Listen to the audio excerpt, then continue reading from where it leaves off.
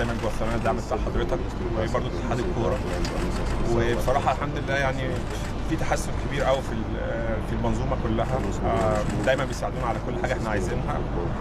وزي ما قلت قبل كده اللعيبه كل اللي نقدر نوعد حضرتك بيه ان اللعيبه هتبذل كل مجهودها ان احنا نكسب البطوله ان شاء الله. زي البطوله اللي فاتت ما كناش محظوظين شويه، بس عملنا كل اللي علينا والتوفيق بتاع ربنا طبعا. انا مبسوط جدا باداء البطوله اللي فاتت، وان شاء الله هنعمل قد كده واكتر باذن الله. تاني بنشكر حضرتك على الدعم الدائم ده والوزاره واتحاد الكوره. طبعا اهم حاجه المنظومه كلها في اللعيبه، فان شاء الله نقدر نعمل حاجه كويسه ونرجع منافسين ان شاء الله. ان شاء الله ترجعوا منصورين موفقين. و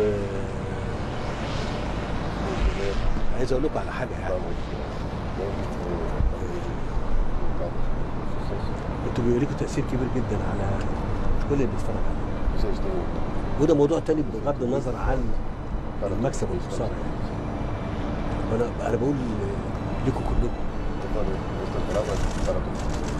حجم التزامنا وسلوكياتنا الطيبه بتبقى ليها تاثير جدا على كل اللي بيتفرج علينا جوه مصر وبره مصر. يمكن دي اخر حاجه مهمه من فضلكم انتم، يعني بتصدروا صوره جميله لكل اللي بيتفرج عليكم، شباب كبار صغير. فحافظوا على من النقطه دي وانت في حماس اللعب، انك تحافظ على ان الصوره دي تبقى صوره جميله وراقيه تعكس مصر وحضرتك. مصر عمرها او حضرتك عمرها الاف السنين، وبالتالي ده كله في الأرض. طيب جميل، متشكرين. بس انا مستني الكوره الحاليه التوقيع بتاعكم وانتوا راجعين ان شاء الله. ان شاء الله. طيب اتفضل. توقيع